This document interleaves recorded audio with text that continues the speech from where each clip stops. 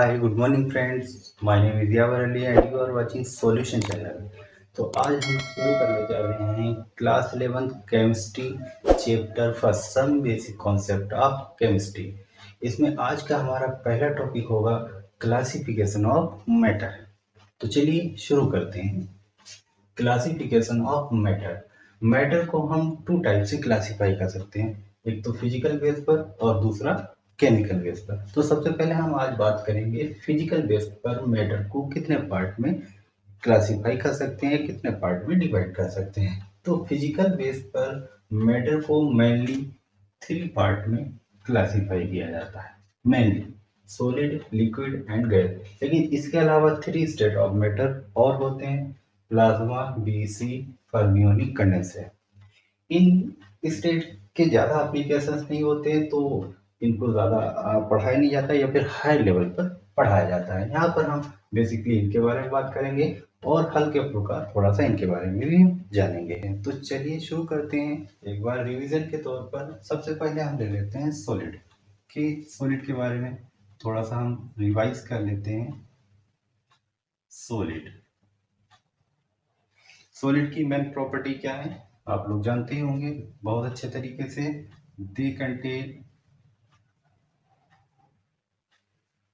They contain fix shape and volume. They contain fix shape and volume, ये तो एक basic बात हो गई। अब क्वेश्चन यहाँ पर ये उठता है कि ये फिक्स शेप और वॉल्यूम क्यों रखते हैं, क्या वजह है कि सॉलिड के पास फिक्स शेप और वॉल्यूम होते हैं। तो सॉलिड्स के जो पार्टिकल्स होते हैं वो आपस में बहुत ही स्ट्रांगली फोर्स से अटैच होते हैं, यानी कि सॉलिड्स के पार्टिकल्स के बीच में जो इंटरमोलिकुलर फोर्सेस होते हैं वो बहुत ही ज़्यादा स्ट्रांग होते हैं। उसकी वजह से सॉलिड्स के पार्टिकल जो होते हैं वो बहुत ही ज़्यादा क्लोज आ जाते हैं, और क्लोज आ जाने की वजह से इनके बीच में कोई गैपिंग नहीं रहती और ये मूव नहीं कर सकते। इसीलिए सॉलिड्स का शेप जो होता है वो फिक्स हो जाता है। अब ये सॉलिड्स का जो शेप फिक्स होता है ये एक पार्टिकुलर टेम्परेचर पर होता है। हर टेम्परेचर पर हम नहीं कह सकते कि इनका शेप फिक्स होता है। मान लो मेरे पास आयरन है और आयरन को मैंने हीट कर दिया उसके मेल्टिंग पॉइंट से ऊपर, तब क्या होगा, तब सॉलिड मेल्ट हो जाएगा और उसका शेप जो होगा वो कैसा हो जाएगा, वो फिक्स नहीं रहेगा। तो एक पार्टिकुलर टेम्परेचर तक जो होता है इनका शेप फिक्स होता है। अब बात करते हैं कि इनका वॉल्यूम जो होता है ये फिक्स कैसे होता है, ये डेफिनिट कैसे होता है। सॉलिड्स मान लीजिए इतने बीच में या इतने स्पेस में रखा हुआ है, ये कोई सॉलिड रखा हुआ है, क्या इसको मैं यहाँ से उठाकर दूसरी जगह रखूं तो क्या इसके वॉल्यूम में या ये इससे कम जगह को यहाँ पर घेरेगा, नहीं, ये इतना ही स्पेस लेगा इसको जहाँ पर भी रखेंगे। तो इसका मतलब हुआ कि इसका वॉल्यूम भी क्या है, ये फिक्स है। नेक्स्ट, और क्या क्या इसमें हम बता सकते हैं। दे आर नॉन कंप्रेसिबल, यानी कि सॉलिड्स जो होते हैं वो नॉन कंप्रेसिबल होते हैं। और क्या हम बता सकते हैं किसी सॉलिड के बारे में, उसकी प्रॉपर्टी के बारे में।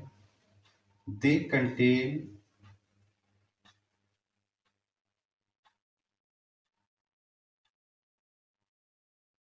Least kinetic energy. सॉलिड्स जो होते हैं ये लीस्ट काइनेटिक एनर्जी रखते हैं। वो सारी चीजें जिनके पार्टिकल्स मूव नहीं करती या जो मूव नहीं करती वो लीस्ट काइनेटिक एनर्जी रखती हैं। इसके कंपैरिजन में अगर हम लिक्विड या गैस की बात करेंगे तो उनकी काइनेटिक एनर्जी बढ़ जाएगी, क्योंकि लिक्विड जो होते हैं उनके पार्टिकल्स मूव करते हैं इसलिए वो लिक्विड फॉर्म में हो जाते हैं, गैसेस के पार्टिकल मूव करते हैं इसलिए उनकी काइनेटिक एनर्जी और ज़्यादा हो जाएगी। तो वो सारी चीज़ें जो नॉन मूवेबल हैं, मूव नहीं करती, वो लीस्ट काइनेटिक एनर्जी रखती हैं। तो यहाँ पर सॉलिड जो होते हैं वो लीस्ट काइनेटिक एनर्जी रखते हैं। चलिए इतनी बातें काफ़ी हैं सॉलिड के बारे में। अब हम नेक्स्ट अगले लिक्विड को ले लेते हैं, अगले स्टेट की हम बात कर लेते हैं। liquid.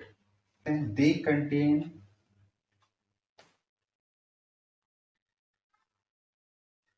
definite volume but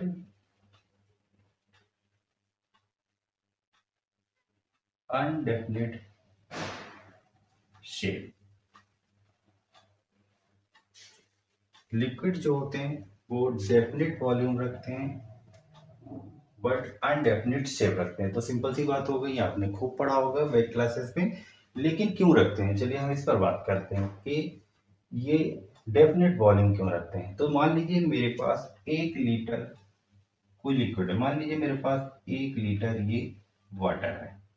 अब इस 1 लीटर वाटर को मैं इस बर्तन से निकालकर किसी दूसरे बर्तन में रख दूं तो क्या वो 2 लीटर हो जाएगा या फिर उससे कम हो जाएगा? नहीं, वो 1 लीटर ही रहेगा। आप इसको चाहे किसी भी बर्तन में रखिए, चाहे कहीं पर भी रखिए, ये 1 लीटर था, 1 लीटर ही रहेगा।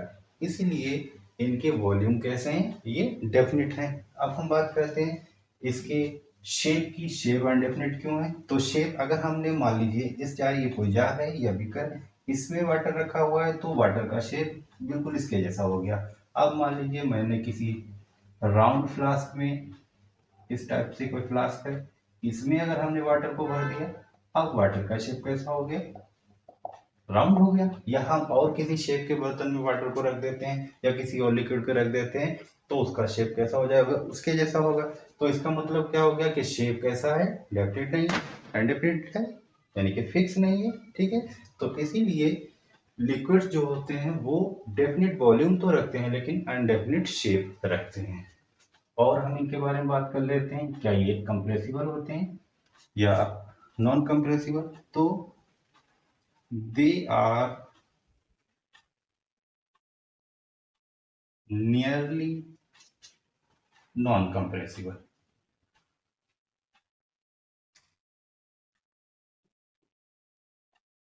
दे are nearly non compressible. Liquid के पार्टिकल्स के बीच में गैपिंग होती है लेकिन इतनी ज्यादा गैपिंग नहीं होती है कि इनको कंप्रेस किया जा सके। हल्की फुल्की गैपिंग होती है, उस हल्की फुल्की गैपिंग के वजह से इनके पार्टिकल्स थोड़े लूज होते हैं और उस लूजनेस की वजह से ये लिक्विड फॉर्म में होते हैं। लेकिन ये ऑलमोस्ट जो होते हैं ये नॉन कंप्रेसिबल होते हैं। इन पे पार्टिकल्स के बीच में जो फोर्स ऑफ अट्रैक्शन होता है वो सॉलिड्स के पार्टिकल्स के बीच में जो फोर्स ऑफ अट्रैक्शन होता है उससे थोड़ा सा कम होता है। इसलिए ये भी आपके नॉन कंप्रेसिबल कैटेगरी में ही आते हैं। लेकिन इनको हम इस तरह से लिख सकते हैं, they are nearly non compressible. और हम बात कर लेते हैं क्या काइनेटिक एनर्जी के बारे में। They contain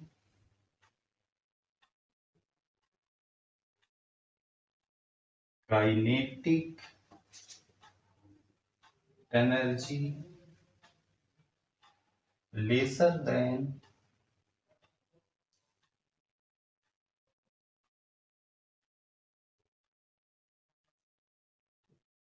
gases but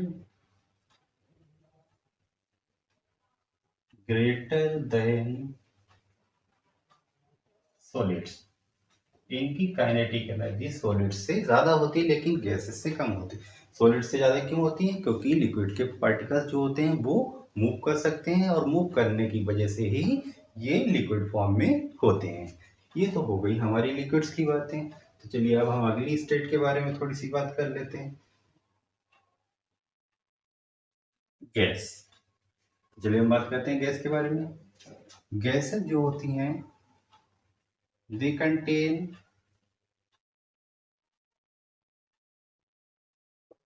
both undefinite shape and volume. Gases के वॉल्यूम और शेप दोनों ही अनडेफिनिट होते हैं। अब क्वेश्चन उठता है क्यों होते हैं? तो सिंपल सा जवाब है, गैसेस जो होती हैं इनके पार्टिकल्स के बीच में कोई भी फोर्स ऑफ अट्रैक्शन नहीं होता क्योंकि गैसेस के पार्टिकल्स जो होते हैं वो बहुत दूर दूर होते हैं। फोर्स ऑफ अट्रैक्शन नहीं होने की वजह से ये एक दूसरे को अट्रैक्ट नहीं करते हैं। और अगर हम इनको ओपन करते हैं, मान लीजिए कि इस कंटेनर में, इस कंटेनर को मैं अगर खोल दूं तो ये पार्टिकल्स निकलकर सब बाहर चले जाएंगे। तो इस तरह से इनका शेप फिक्स नहीं होता है। कैसे? जैसे मान लो मैंने किसी गैस को इस कंटेनर में भरा है, अब मैं इसी गैस को इस सिलेंडर में रख देता हूं, तो अब जो होगी ये गैस इस सिलेंडर में आएगी तो इसके शेप ले लेगी। यहाँ पर जो है ये स्क्वायर टाइप में है तो यहाँ पर इस शेप में है। अब मैं इसको अगर किसी राउंड फ्लास्क में रख दूं तो फिर ये गैस इस शेप में आ जाएगी। तो इसका जो शेप है वो फिक्स नहीं है। अब बात करते हैं वॉल्यूम की। इसका वॉल्यूम फिक्स क्यों नहीं है?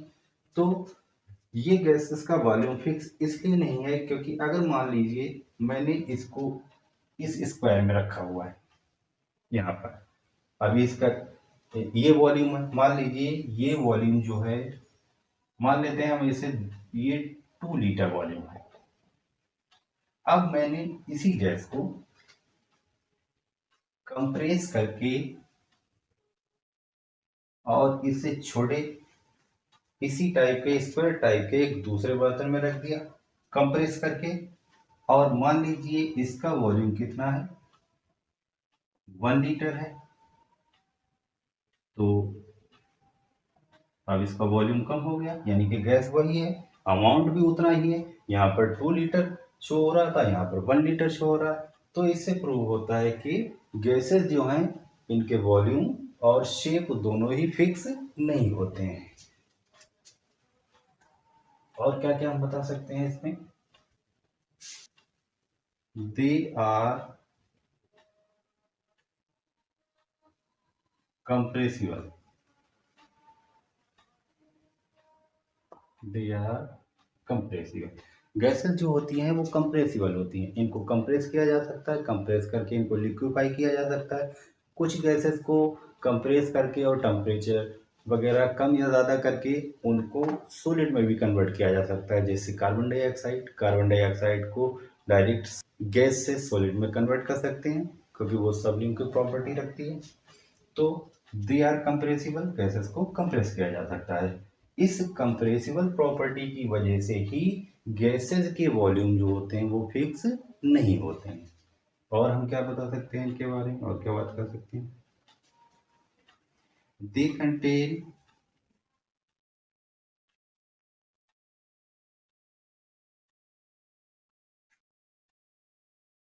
Greater kinetic energy. इस तरह से हम लिख देते हैं, they contain greater kinetic energy than both solid and liquid।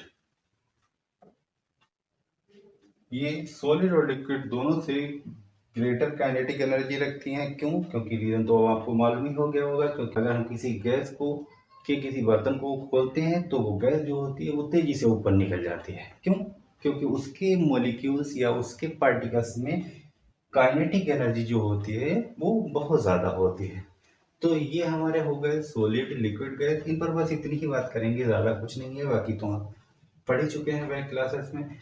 तो अगली अगली स्टेट पर हम बात करते हैं प्लाज्मा स्टेट। अब बात आती है कि ये भाई ये प्लाज्मा स्टेट क्या है? क्या ये सॉलिड जैसा है? क्या ये लिक्विड के जैसा है? या फिर गैस के जैसी है? या फिर इन तीनों से अलग है? तो प्लाज्मा स्टेट बनती कैसे, सबसे पहले हम इस पर बात करते हैं। अगर किसी लिक्विड को, मान लीजिए कोई लिक्विड है, इसको हमने गर्म किया तो ये कन्वर्ट हो जाएगा गैसियस स्टेट में, यानी कि गैस बन जाएगा। और अब हमने इस गैस को हीट किया, इस गैस को हम हीट करेंगे तो एक पार्टिकुलर टेम्परेचर पर पहुंचने के बाद गैस के जो पार्टिकल्स होंगे वो आयोनाइज होने लगेंगे। अब वो जो आयोनाइज कंडीशन या आयोनाइज्ड कंडीशन है गैस की, उसी को प्लाज्मा स्टेट बोलते हैं। तो प्लाज्मा स्टेट में क्या होगा कि पॉजिटिव पार्टिकल्स होंगे, नेगेटिव पार्टिकल्स होंगे। नेगेटिव पार्टिकल यानी कि इलेक्ट्रॉन, और पॉजिटिव पार्टिकल्स यानी कि जो भी गैस है ओ, तो plus minus plus minus plus minus, तो एक मिक्सचर टाइप का क्रिएट हो जाएगा, प्लस माइनस यानी कि पॉजिटिव और नेगेटिव का। इसी कंडीशन को हम क्या बोलते हैं, ये हमारी बोलेगी प्लाज्मा स्टेट। ठीक है, तो प्लाज्मा स्टेट आयोनाइज्ड गैसेस होती हैं। इसके कुछ एप्लीकेशंस हैं, जैसे हमने अपने घरों पर सीएफएल देखिए, सीएफएल के अंदर जो गैसेस होती हैं वो प्लाज्मा स्टेट में होती हैं। इसके अलावा सन इसका एग्जांपल है, सन में जो हाइड्रोजन और हीलियम टाइप की गैसेस हैं वो प्लाज्मा स्टेट में है। इसके अलावा टीवी में जो पिक्चर ट्यूब होती है उसमें प्लाज्मा स्टेट में गैसेस होती हैं। इसके अलावा इसके और भी एग्जांपल हो सकते हैं। तो चलिए, इसको फोर्थ स्टेट ऑफ मैटर बोला जाता है। तो चलिए अगली स्टेट की हम बात करते हैं, बीईसी। अब ये बीईसी क्या है, इसकी फुल फॉर्म है Bose Einstein condensate. Bose Einstein condensate, ये फिफ्थ स्टेट ऑफ मैटर भी बोली जाती है। ये बोसान पार्टिकल से बनी होती है, बोसान पार्टिकल्स। ये बोसान पार्टिकल्स से बनी हुई होती है। बोसान पार्टिकल्स को बहुत लो डेंसिटी पर, लगभग एयर की डेंसिटी से 1 लाख गुना कम डेंसिटी लेकर बोसान पार्टिकल्स की, और उसको एब्सोल्यूट जीरो टेम्परेचर के करीब ले जाकर जब ठंडा किया जाता है तो फिर ये स्टेट क्रिएट होती है, जिसको बोला जाता है बीईसी, बोस आइंस्टीन कंडेंसेट। इसको फर्स्ट टाइम बोस और आइंस्टीन, बोस सत्येंद्रनाथ बोस हमारे इंडिया के, और आइंस्टीन को तो आप सब जानते हैं, इन्होंने ऑब्जर्व किया था, इसीलिए ये उनके नाम पर इस स्टेट का नाम रखा गया है। साइंटिस्ट सन 1995 में इस स्टेट को बनाने में कामयाब हो चुके हैं। चलिए अब हम जान लेते हैं इनके बारे में कि ये बोसान पार्टिकल्स आगे क्या है। इनके बारे में हम डिटेल में सेकेंड चैप्टर में अगर ज़रूरत पड़ी तो हम बात करेंगे। फिलहाल आप इतना समझ लीजिए कि ये बोसान पार्टिकल्स जो होते हैं ये इस कैटेगरी में और भी पार्टिकल्स आते हैं, जैसे फोटॉन्स, आपने नाम सुना होगा शायद, एनर्जी पार्टिकल्स होते हैं, ये भी एक टाइप के बोसान्स होते हैं। ग्लूकॉन, ये भी बोसान पार्टिकल्स होते हैं। इसके अलावा हिग्स बोसान, ये भी इसी कैटेगरी के हैं। हिग्स बोसॉन, ये भी इसी कैटेगरी के पार्टिकल हैं। ये फोर्स के पार्टिकल हैं, ये एनर्जी के पार्टिकल हैं। तो इस टाइप के पार्टिकल्स जो होते हैं ये, इनको बोसान पार्टिकल बोला जाता है। चलिए इनके बारे में हम और ज्यादा बात नहीं करेंगे। नेक्स्ट अगली स्टेट हम ले लेते हैं, फर्मियोनिक कंडेंसेट। फर्मियोनिक कंडेंसेट,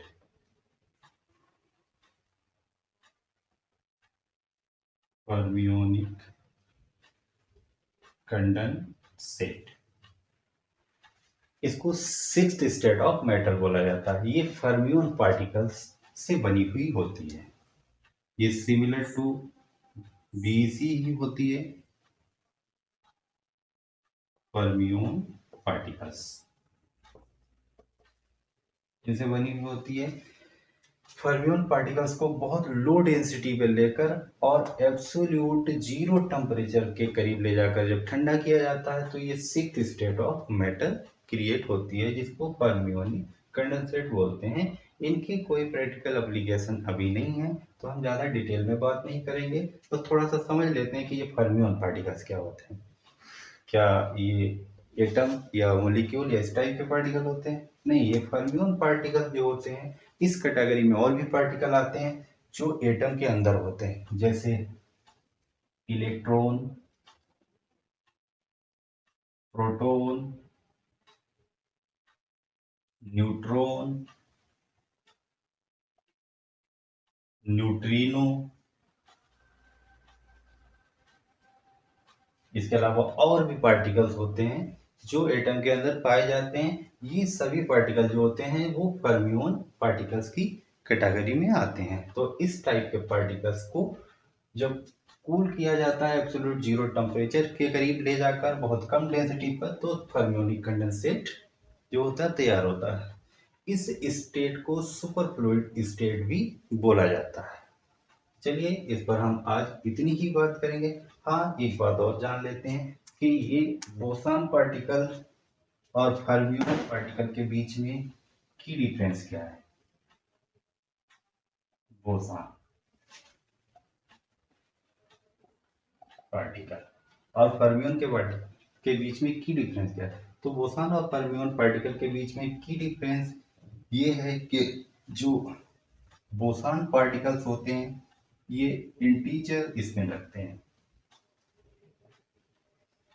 इंटीजर स्पिन रखते हैं। और फर्मियन पार्टिकल्स जो होते हैं ये हाफ स्पिन रखते हैं। इसके अलावा और भी डिफरेंस होते हैं, ये की डिफरेंस है। हाफ स्पिन रखते हैं, हाफ स्पिन जैसे इलेक्ट्रॉन, इलेक्ट्रॉन जो होते हैं वो हाफ स्पिन रखते हैं। हाफ स्पिन जैसे मान लिया जब इलेक्ट्रॉन्स को फिल किया जाता है, आगे हम क्लासेस में पढ़ेंगे हुंड के रूल के हिसाब से, तो एक इलेक्ट्रॉन ऐसे फिल करते हैं और अगर दो इलेक्ट्रॉन है तो एक इलेक्ट्रॉन को ऐसे फिल किया जाता है। यानी कि एक ऑर्बिटल में 2 इलेक्ट्रॉन इस टाइप से अरेंज होते हैं, एक की हाफ स्पिन ऐसे दिखाई है और एक की हाफ स्पिन ऐसे दिखाई है। लेकिन बोसॉन पार्टिकल जो होते हैं इनकी स्पिन इंटीजर में होती है, यानी कि फुल नंबर होगा, 1 होगा, 2 होगा, 3 होगा, 4 होगा, 8 होगा, ऐसे होगा। लेकिन इनकी स्पिन हाफ हो सकती है, जैसे 1/2, प्लस में, माइनस हाफ, तो सॉरी प्लस हाफ या माइनस हाफ, ऐसी स्पिन हो सकती है। तो ये इनके बीच में जो होता है ये की डिफरेंस कहलाता है। तो आज के लिए इतना ही। नेक्स्ट वीडियो में हम मैटर को केमिकल बेस पर क्लासीफाई करेंगे। प्लीज़ फ्रेंड, आपको अगर हमारा वीडियो अच्छा लगा हो तो ज़्यादा से ज़्यादा लाइक, सब्सक्राइब और शेयर कीजिएगा। Thank you.